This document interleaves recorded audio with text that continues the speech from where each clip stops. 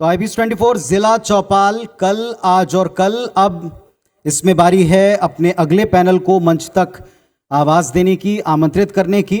हमारे साथ में इस मंच को अब ज्वाइन करने वाले हैं डॉक्टर अभिषेक शाह साहब, न्यूरोसर्जन हैं। मैं आप सबकी जोरदार तालियां चाहता हूं और बहुत आदर के साथ डॉक्टर अभिषेक को मंच पर आमंत्रित करता हूं। डॉक्टर संदीप तिवारी सर, अध्यक्ष IMA के, रिस्पेक्ट के साथ में मैं उन्हें मंच पर आमंत्रित करता हूं। जोरदार तालियां आपकी बजती रहें।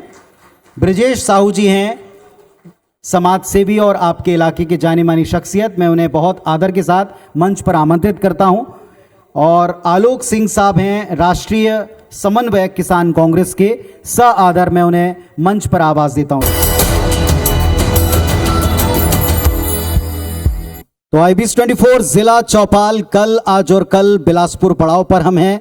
शुरुआत चूंकि हमारे साथ में आज दो चिकित्सक मंच के ऊपर मौजूद हैं और कोविड के तौर पर हमने एक अंतर्राष्ट्रीय आपदा, बल्कि अभूतपूर्व समय सबने देखा है अपने जीवन काल में। कोई भी ये टाइम नहीं भूल पाएगा। तो मैं शुरुआत वहीं से करता हूं डॉक्टर अभिषेक जी से। डॉक्टर अभिषेक, जैसा कोविड का समय था, बड़े तत्परता के साथ में सबको अपने आप को अपग्रेड करना पड़ा, बहुत सारी चीज़ें नई लानी पड़ी। प्री और पोस्ट कोविड हम दो तरह के कालखंड मानते हैं मेडिकल के लिहाज से। इस लिहाज से आप बिलासपुर को कहाँ पाते हैं? क्या अब हम चुनौतियों से निपटने के लिए तैयार हैं मेडिकल की बिलासपुर में? सबसे पहले मैं IBC 24 का बहुत बहुत धन्यवाद करना चाहूँगा कि उन्होंने यह कार्यक्रम रखा, जो कि हमारे ज़िला के लिए भी महत्वपूर्ण है कि आज हमारे ज़िला में क्या काम हो रहा है और हमें इसमें आगे कैसे और बढ़ना चाहिए। हमारे जो कार्यक्रम हो रहे हैं, क्या उसमें हमें और स्पीड लानी चाहिए या फिर इसकी देखरेख और अच्छी होनी चाहिए या नहीं। सबसे पहले जो कोविड का समय था, एक बहुत ही ख़राब समय, जिस समय से हम गुजरे, शायद जब यह शुरू हुआ तो हमारे बिलासपुर में हेल्थ सुविधाएं उस तरह से तैयार नहीं थी कि हम उस चीज़ से निपट पाएँ। लेकिन फिर भी जितनी जल्दी हमारे हेल्थ सेक्टर में लोगों ने काम किया और इन चीज़ों को जितनी जल्दी हमने इम्प्लीमेंट किया, वह एक बहुत बड़ी चुनौती रही हमारे लिए, लेकिन फिर भी हम इसमें काफ़ी हद तक सक्षम हुए। दूसरी चीज़, फर्स्ट वेव के बाद जब सेकेंड वेव आया, वो और भी घातक रहा, लेकिन फिर भी हम उसमें काफ़ी हद तक तैयारी कर चुके थे, तो शायद से हम लोगों को सेवाएं दे पाए और शायद से हमने अपने शहर में काफ़ी अच्छा परफॉर्म किया और हमारे यहाँ की मॉर्टेलिटी रेट ओवरऑल काफ़ी कम रही। चलिए, बहुत अच्छी बात है। हमारे साथ में डॉक्टर संदीप तिवारी जी भी हैं, अध्यक्ष IMA के। डॉक्टर तिवारी, अभी हम देखते हैं हर एक ज़िले में जहाँ भी हम अपनी ज़िला चौपाल लेकर गए, चिकित्सकों की कमी एक कॉमन समस्या है, क्योंकि संभवतः चैलेंजेस बहुत बढ़ते जा रहे हैं, स्पेशलिस्ट की बहुत आवश्यकता है हर एक जगह। आप क्या महसूस करते हैं, ज़िले को मेडिकल फैसिलिटी के लिहाज से आप कहाँ पाते हैं? धन्यवाद पाठक जी। IBC 24 IMA को यहाँ पर आमंत्रित करके चिकित्सकों के विचार को सुनने के लिए बिलासपुर के जितने भी प्रबुद्ध नागरिक आए हैं, उन्हें मैं धन्यवाद देता हूँ। बिलासपुर मेडिकल के क्षेत्र में, चिकित्सा के क्षेत्र में शुरू से, जैसा कि अभी डीन साहब बोल रहे थे, शिक्षा के क्षेत्र में जैसे अच्छा काम करते रहा है, बिलासपुर में हमेशा चिकित्सा के क्षेत्र में भी काफ़ी बेहतर काम होते रहा है। जहाँ तक बिलासपुर की वर्तमान परिस्थिति है कि चिकित्सकों की कमी के विषय में, जैसा आपने कहा, आज के डेट में जो हमारे राज्य शासन की जो पॉलिसी है, उसके तहत अगर देखें तो प्राय सभी जिलों, सभी जगहों में, सभी अस्पतालों में चिकित्सक भरपूर हैं और संसाधन भी पर्याप्त है। राज्य शासन के द्वारा जितने भी संसाधन उपलब्ध कराए जाते हैं ट्रीटमेंट पार्ट को लेकर के, वो बहुत सारे उपलब्ध हैं। बहुत सारे CHC लेवल के हॉस्पिटल्स का अपग्रेडेशन लगातार हो रहा है और काफ़ी चिकित्सा के फील्ड में काफ़ी बेहतर काम हो रहा है।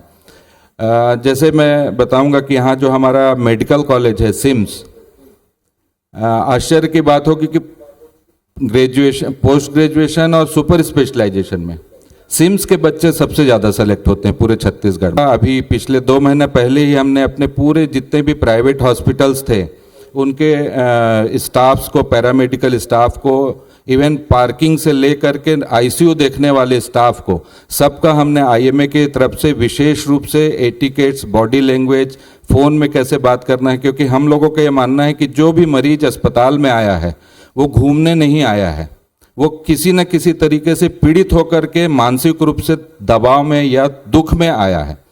तो चिकित्सक के साथ तो वो केवल 10 मिनट गुजारता है, लेकिन हमारे जो स्टाफ्स हैं उसके साथ तो आधा घंटा 1 घंटे व्यतीत करता है। इसलिए हमने लगातार ट्रेनिंग आईएमए की तरफ से किया। कार्डियोपल्मोनरी रिससिटेशन की टेक्निक पे हमने अपने स्टाफ का हैंड्स ऑन ट्रेनिंग किया। इस तरीके से आईएमए अपने स्टाफ, पैरामेडिकल स्टाफ और जन सामान्य के लिए लगातार कार्य करता है। और बहुत अच्छी बात है कि आप काम करें। एक जोरदार तालियां जो सर ने बात की हैं कि उनका पूरा ध्यान है इस तरफ।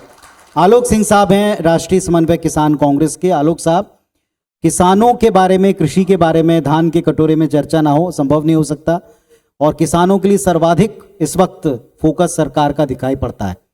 इस लिहाज से खेती किसानी, उससे जुड़े व्यवसाय, इनके डेवलपमेंट के लिहाज से आप बिलासपुर को क्या उसकी सही हकदार जगह पर खड़ा पाते हैं? बिल्कुल पुनीत जी, सबसे पहले मैं आपको बधाई दूंगा कि आपका चैनल एकमात्र है जो जनता और सरकार के बीच में संवाद स्थापित करके सरकार के कार्यों की समीक्षा करता है। ये पहला ऐसा चैनल है जो सरकार के कार्यों की समीक्षा करता है। अगर आप एग्री तो एक बार IBC 24 टीम के लिए भी जरूर तालियां बजाएं। बहुत धन्यवाद सर आपका। जी शुक्रिया। जहां तक आपने किसानों की बात कही, तो जब से हमारी सरकार बनी है केवल और केवल 90% कार्य किसान, गरीब मजदूरों के लिए हुए हैं। और मैं एक छोटी सी चीज़ आपको बताना चाहूँगा कि मुख्यमंत्री जी संवाद कार्यक्रम में जा रहे हैं हर जिलों में। दूरस्थ गांव अंचल में गए, सुकमा, दंतेवाड़ा, तो वहाँ एक सबसे बड़ी चीज़ जो सामने आई, लोगों ने बैंक की मांग किया। इससे पहले रोड की मांग करते थे, सड़क की, पानी की, बिजली की, लेकिन ये पहली बार ऐसा हुआ होगा हिस्ट्री में कि किसी गांव में जाने पे किसी चीफ मिनिस्टर से लोग बोले कि हमको बैंक चाहिए। तो बैंक क्यों चाहिए मैं बताना चाहूँगा। जब से सरकार बनी है, आज 4 साल हो गए, 4 साल में हमारे ग्रामीण अर्थव्यवस्था में जो डायरेक्ट ट्रांजैक्शन हुआ है, लोगों के जो खाते में पैसा गया है, वह लगभग 1 लाख करोड़ है। वो 1 लाख करोड़ से ऊपर है जो डायरेक्ट किसानों के खाते में गया है विभिन्न योजनाओं के माध्यम से। तो इतना बड़ा विकास शायद ही कहीं किसी प्रदेश में हो रहा होगा। और किसानों की जहां तक बात करते हैं, सबसे ज़्यादा MSP देने वाला राज्य हमारा छत्तीसगढ़ है, सबसे ज़्यादा सुविधाएं देने वाला हमारा राज्य है, सबसे कम दर में ऋण देने वाला हमारा राज्य है। बहुत अच्छी बात है। एक बार आप सबको भी इस प्रयास के लिए मैं साधुवाद दूंगा।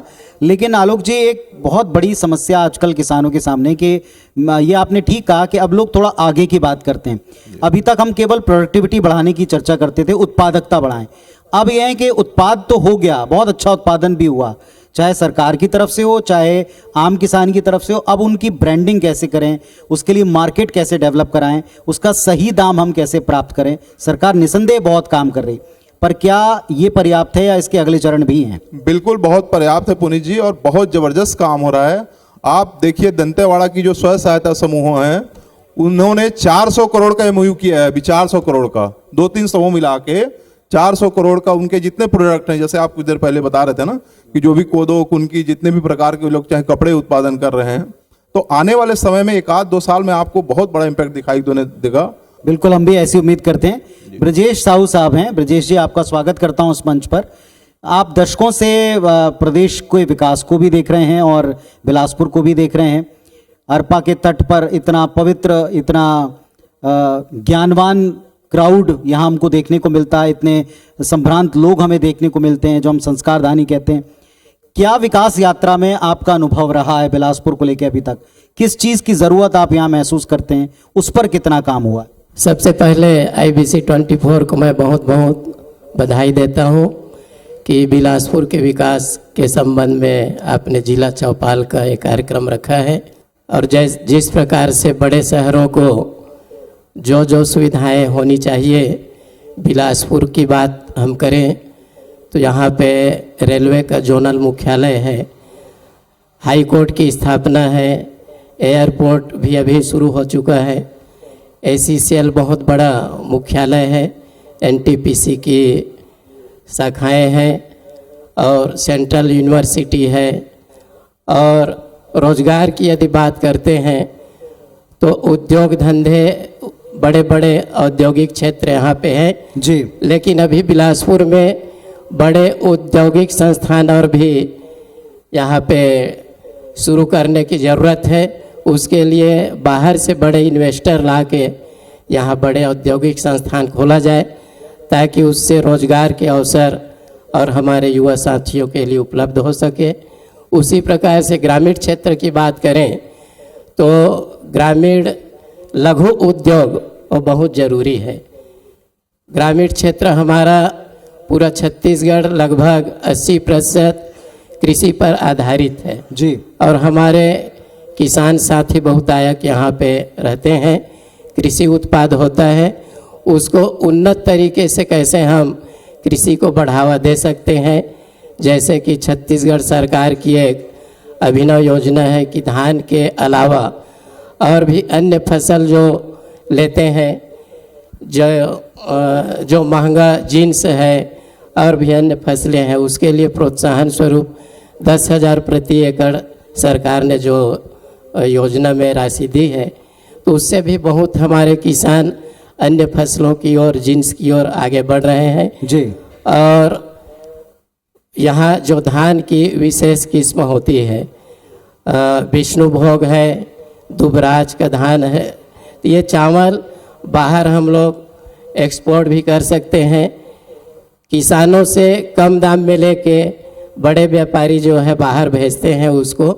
तो इसमें डायरेक्ट किसानों को यदि ग्रामीण क्षेत्रों में एक लघु उद्योग के माध्यम से उनके लिए व्यवस्था की जाए तो उन्नत किस्म का जो धान पैदा होता है उसमें चावल का हम लोग एक अच्छी क्वालिटी तैयार करके सीधा यहाँ से हम बाहर भेजें ताकि उसका पूरा फायदा जो है हमारे किसानों के मिले। जोरदार तालियां आप साहू जी की इस बात के लिए कृपया बजाएं। मैं छोटा सा सवाल इस पर आलोक जी से पूछता हूं। आलोक जी, जो साहू जी बात कह रहे हैं बिल्कुल सही है और इस दिशा में सरकार बहुत सजग भी है। क्या लगता है आपको, यहाँ की स्पेशलिटी, यहाँ का धान, यहाँ का चावल विश्व तक पहुँचे? जो साहू जी ने कहा, निश्चित रूप से सरकार इस पे काम कर रही है कि हमारे छत्तीसगढ़ का जो चावल है, जो पूरे भारत में, हिंदुस्तान में केवल यहाँ होता है, वो पूरे विश्व में जाए और सारे जगह हमारे चावल की मार्केटिंग हो। पूरे देश विदेश सब जगह इस चावल की ब्रीड को भी बढ़ाया जाए, इस पे भी सरकार काम कर रही है। जी, मैं डॉक्टर साहब से पूछना चाहूँगा, डॉक्टर संदीप तिवारी सर से। डॉक्टर साहब, जैसा भी आप बता रहे थे कि यहाँ चिकित्सकों की पर्याप्त संख्या है, लेकिन चैलेंजेस आज की तारीख में मेडिकल एडवांस ट्रीटमेंट की जितनी भी थेरेपीज़ हैं, मशीनरी है, सिस्टम है, बहुत तेज़ी से अपग्रेड हो रहा है। क्या उस लिहाज से राजधानी के करीब, चूँकि सबसे बड़ा सेंटर अब बिलासपुर ही है, आसपास के लोगों की उम्मीदों का केंद्र बिलासपुर है, क्या उतनी तैयारी आप पाते हैं या और थोड़ी तेज़ी चाहते हैं इस दिशा में? स्पेशली अगर हम रायपुर या नागपुर से कंपेयर करें तो हम थोड़े अपने आप को पीछे पाते हैं। बहुत सारे कारण हो सकते हैं, जैसे कि मेडिकल फील्ड एक ऐसा क्षेत्र है जहां पर प्राइवेट और गवर्नमेंट दो सेक्टर स्पष्ट रूप से बटे हुए हैं, और प्राइवेट हो चाहे गवर्नमेंट हो, दोनों सेक्टर में हमें पूरे वेवलेंथ के, पूरे स्पेक्ट्रम के लोगों को ट्रीटमेंट देना पड़ता है, चाहे वो लो सोशियो इकोनॉमिक सेक्टर वाला आदमी हो, चाहे वो हाई सोशियो इकोनॉमिक सेक्टर वाला आदमी हो। तो इन पूरे स्पेक्ट्रम को ट्रीट करने के लिए प्राइवेट सेक्टर में जो इंफ्रास्ट्रक्चर, जो इक्विपमेंट चाहिए होते हैं, वो थोड़ी यहाँ पर रायपुर के अपेक्षा अगर हम देखें तो थोड़ी कमी होती है। और गवर्नमेंट के सेक्टर में देखें तो ट्रॉमा, एक्सक्लूसिव ट्रॉमा सेंटर की यहाँ पर एक बहुत ज़्यादा आवश्यकता है। मैं डॉक्टर अभिषेक सर से भी पूछना चाहूँगा, गवर्नमेंट सेक्टर, प्राइवेट सेक्टर मिलकर ही किसी भी क्षेत्र में बहुत बेहतर काम कर सकते हैं। बहुत सी शासकीय योजनाएं हैं, राष्ट्रीय स्तर की भी, प्रादेशिक स्तर पर भी, प्रदेश सरकार भी चाहती है, देश की सरकार भी चाहती है कि हम हेल्थ सेक्टर को बूस्ट करें। आपके लिहाज से आज की तारीख में दोनों प्राइवेट और सरकारी दोनों सेक्टर्स का सबसे बड़ा चैलेंज आपको क्या लगता है जिस पर मिलकर काम करना चाहिए? प्राइवेट सेक्टर और गवर्नमेंट सेक्टर, इन दोनों को एक्चुअली में सच में मिल के काम करना चाहिए। बिकॉज जो हमारा सुपर स्पेशलिटी सेगमेंट है, neuro surgery, cardiothoracic surgery and cancer में हमारे बिलासपुर के लिए एक सबसे बड़ा चैलेंज है कनेक्टिविटी ऑफ एयर्स।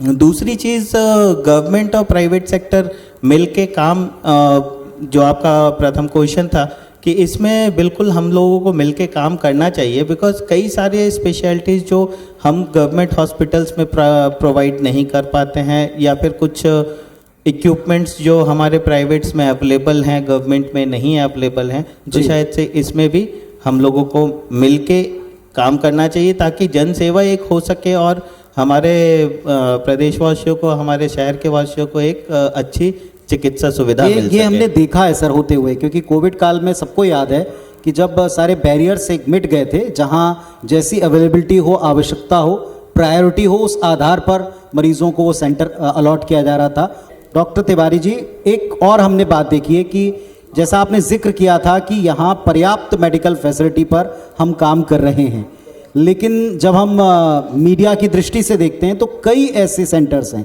ग्रामीण इलाकों में जो रेफर सेंटर बन के रह गए हैं। केवल बिल्डिंग बना देना, इक्विपमेंट्स, भारी भारी इक्विपमेंट्स उस बिल्डिंग में रख देना कभी भी मेडिकल सर्विसेज की दृष्टि से ठीक नहीं है। दूसरी बात जो है कि अभी चिकित्सकों के मन में थोड़ा भय व्याप्त है सामाजिक दबाव के कारण। तो जो आज से 15 साल पहले जितना रिस्क लेकर के हम कोई ट्रीटमेंट डिलीवर कर लेते थे, अब हम उस चीज से थोड़ा कोताही बरतते हैं। हमारे साथ आलोक जी, आने वाले वक्त को लेकर के एक बड़ा चैलेंज हमको दिखता है कि हमें प्रकृति सुधार पर मजबूरीवश ध्यान देना पड़ेगा। आज हम स्वेच्छा से काम कर सकते हैं, लेकिन आगे हमको मजबूरी होगी। ग्लोबल वार्मिंग, फसलों के भीतर या उपज के भीतर इतना केमिकल कि लोग अब इससे बचने के लिए फिर वापस दवाओं पर आए। आपने बहुत ही महत्वपूर्ण प्रश्न किया है जो आज है और आने वाले समय में बहुत बड़ा वो चैलेंज होगा हमारे लिए, हमारे नहीं पूरे विश्व के लिए होगा, पूरा मानव जाति के लिए होगा कि हम प्रकृति को कैसे बचाएं और किस तरह से हम प्रदूषण को रोकें। जैसा कि हमारे बिलासपुर की बात करूंगा कि अरपा प्रोजेक्ट चल रहा है, बहुत शानदार, बल्कि बाहर को भी लोग उस प्रोजेक्ट को देखने आएंगे। उससे हमारा पर्यावरण भी संतुलित होगा और इस शहर की सुंदरता भी बढ़ेगी। और दूसरी बात जो आपने बोली कि किसानों को इस बात से अवेयर किया जाए कि वो पेस्टिसाइड्स का उपयोग कम से कम करें, तो आज सभी सरकारें आज किसान को इस बात के लिए प्रेरित किया जा रहा है कि कम से कम पेस्टिसाइड आप उपयोग करो। वर्मी कंपोस्ट हो गया या और किसी प्रकार, हमारे यहाँ जितने भी नरवा गुरुआ बारी के प्रोजेक्ट्स हैं वो सारे जगह ये बात का ध्यान रखा गया है कि हम लोग कोई भी पेस्टिसाइड यूज़ नहीं करेंगे और जितना भी वहाँ पे वर्मी कंपोस्ट होगा उसकी मार्केटिंग की पूरी व्यवस्था की गई है। सरकार उसको खरीद रही है, हर महीने उनको पैसा दिया जाता है, इस बात से प्रेरित किया जाता है, उनको प्रशिक्षण दिया जा रहा है कि ज़्यादा से ज़्यादा पेस्टिसाइड छोड़ के आप वर्मी कंपोस्ट या इस प्रकार की खादों का उपयोग करें। साहू जी, जब हम पूरे समाज की बात करते हैं, आपने सभी वर्गों की बात की, शिक्षा को भी इसमें जोड़ा था, एजुकेशन की आप जब चर्चा कर रहे थे तो आपने बताया यहाँ क्या है। आज आपकी दृष्टि में बिलासपुर का, न्यायधानी का, संस्कारधानी का सबसे बड़ा चैलेंज क्या है जिस पर काम होना चाहिए और क्या वो शुरू हुआ है आपके मुताबिक? अभी सबसे बड़ा यहाँ पर चुनौती है कि जो डेवलपमेंट के काम जो हो रहे हैं, स्मार्ट सिटी में चयन हुआ है हमारा बिलासपुर और करोड़ों रुपया यहाँ पे विकास कार्य के लिए आ रहे हैं और समयबद्ध समय पे पूरा उसको करना ये बड़ी चुनौती है। साथ ही साथ जो बेरोजगार हैं, युवा बेरोजगार साथी, उनको रोजगार मुहैया कराने के लिए, वही मैंने पहले भी कहा था कि बाहर से बड़े इन्वेस्टर को यहाँ पे आमंत्रित किया जाए और बड़े औद्योगिक संस्थान यहाँ शुरू किया जाए, जिससे बहुत तादाद में हमारे बेरोजगारों को रोजगार मिल पाएगा। डॉक्टर अभिषेक शाह साहब हैं, न्यूरो सर्जन के तौर पर भी सर आप काम करते हैं और न्यूरो साइंस में आज की तारीख में हम बहुत सारी ऐसे डिजीज़ देखते हैं जो लाइफस्टाइल डिसऑर्डर से धीरे धीरे होते हुए हमारे इस लेवल तक पहुंचती हैं कि गंभीर बीमारियों की शक्ल ले लें। लाइफ स्टाइल मॉडिफिकेशन में सबसे पहली चीज़ कि हम भाग दौड़ में अपने खाने पीने के टाइमिंग का ध्यान नहीं रखते हैं, जो कि हमारे सेहत को सबसे ज़्यादा आज की डेट में बीपी है, शुगर है, ये जो दो कॉमन बीमारी जिससे सारी ऑलमोस्ट मेरे ख्याल से आफ्टर 40 नहीं तो 40 to 50% लोग इससे परेशान हैं। तो वो हमारा सबसे पहला कारण है कि हम अपना खाना पीना टाइम पे नहीं लेते हैं। हम अपने काम के चक्कर में सबसे पहली चीज़ जिसको इग्नोर करते हैं वो है हमारे खाने पीने का टाइमिंग। दूसरी चीज़ स्ट्रेस, काम का स्ट्रेस हो, फैमिली का हो या फिर किसी भी तरह का स्ट्रेस हो, स्ट्रेस के कारण हम लोग अपने कई सारी चीज़ें जैसे बीपी है जो कि एक मुख्य कारण है इसका स्ट्रेस के कारण जो है हम इन सब चीज़ों को बुलावा दे रहे हैं। डॉक्टर तिवारी, आज की तारीख में हम अगर यहाँ से इस मंच से आने वाले 10-20 सालों के प्लान पर चर्चा करें, क्योंकि हमारी जिला चौपाल का एक मकसद आने वाला कल भी है। डाउन द लाइन अगर अगले 10 साल की बात करते हैं तो बिलासपुर बहुत पोटेंशियल जगह है, बहुत कनेक्टेड जगह है, बहुत लोग यहाँ पर, बहुत सारे एरिया के लोग इससे जुड़े हुए हैं। इसके अलावा जैसा कि अभी हम पिछले सेशन में चर्चा हो रहा था कि यहाँ के जो बच्चे हैं पढ़ बहुत रहे हैं, अच्छे हाईली क्वालिफाइड हैं यहाँ के बच्चे। अनफॉर्चुनेटली उनको छत्तीसगढ़ में ही उनको सर्विस नहीं मिल पा रहा है, तो वो बेंगलोर, बॉम्बे, दिल्ली, गुड़गांव जा रहे हैं, पुणे जा रहे हैं, फॉरेन चले जा रहे हैं। हाँ, लेकिन पीछे शहर का जो आबो हवा है, जो मोहब्बत है शहर का, बुजुर्ग यहीं रह जा रहे हैं। जैसे जैसे बुजुर्ग की संख्या बढ़ते जा रही है, हमारे को पूरी तरह से पूरा एक सेक्शन बुजुर्ग लोगों के हेल्प के लिए, जीरियाटिक मेडिसिन, उसके लिए एक अलग से ब्रांच होता है जी, उस पे ध्यान देने की जरूरत है, क्योंकि ये प्रक्रिया अगले 10 साल में और बढ़ेगी, बुजुर्गों की संख्या और बढ़ेगी और वो हमारे लिए बहुत ज़्यादा एक ध्यान देने वाला फील्ड हो जाएगा। एक बार जोरदार तालियां हमारे इस पैनल के लिए आप बजाएं। तो जिला चौपाल के बिलासपुर के इस पड़ाव में इस सेशन को सुनने के बाद में 3 चीज़ों का भरोसा हमें होता है। पहली बात यह कि मेडिकल फील्ड में काम करने वाले लोग समझते हैं कि केवल निजी नहीं बल्कि सरकारी और निजी दोनों सेक्टर मिलकर काम करें तभी विकास हो सकता है। फिर कहूँगा, समस्याओं को ये समझते हैं और जब आप समस्याओं को समझें और स्वीकार करें तो हल खोज ही लेते हैं। तीसरी महत्वपूर्ण बात यह कि खेती किसानी से जुड़े लोग हों या समाज सेवा से जुड़े हुए लोग, वो अच्छी तरह जानते हैं कि आज प्रैक्टिकल काम करने की जरूरत है, बड़ी बड़ी आदर्शवादी चीज़ों की या बोल की आवश्यकता नहीं है। इस दिशा में सरकार भी प्रयासरत है, आप लोग भी इनका साथ दें। आप सबका बहुत धन्यवाद मैं देता हूं, शुक्रिया कहता हूं कि आपने समय दिया, इस मंच पर आप आए और आप सबसे मैं कहूँगा कि अपने स्थान पर ही आप रहें। और अपनी IBC 24 टीम की तरफ से मैं एक बार फिर से आवाज देता हूं, Ravikant Dhimole sir, DGM regional business, IBC 24, कृपया आप मंच के ऊपर आएं। और हमारे साथ में जो मंचस्थ जो पैनल है उन्हें हम आज की इस शाम की स्मृति आदर आप सबकी जोरदार तालियों के बीच प्रदान करना चाहते हैं। हमारे साथ में मंच के ऊपर डॉक्टर अभिषेक शाह साहब हैं, न्यूरोसर्जन हैं। आप सबकी जोरदार तालियां मैं चाहता हूं। डॉक्टर साहब, बहुत धन्यवाद आपका, आपके समय के लिए भी और सुलझे हुए विचारों के लिए भी। आदरणीय डॉक्टर संदीप तिवारी सर हैं, अध्यक्ष IMA, और बहुत खुलकर इन्होंने अपनी बात रखी, बहुत सटीक बात रखी। तिवारी जी के लिए, डॉक्टर साहब के लिए जोरदार तालियां। श्री विजय साहू जी समाजसेवी मौजूद हैं और हर पक्ष से जुड़कर काम करते हैं। आभार प्रकट करते हैं मैं इनका कि इन्होंने समय दिया, हमें मंच के ऊपर हमारे साथ मौजूद रहे। श्री आलोक सिंह जी हैं, राष्ट्रीय समन्वयक किसान कांग्रेस के, और पार्टी लाइन से ऊपर उठकर उन्होंने पूरे कृषक समाज को यहां रिप्रेजेंट किया। जोरदार तालियां बनती हैं आलोक जी के लिए। आप सबका मैं हृदय से आभार और धन्यवाद प्रकट करता हूं।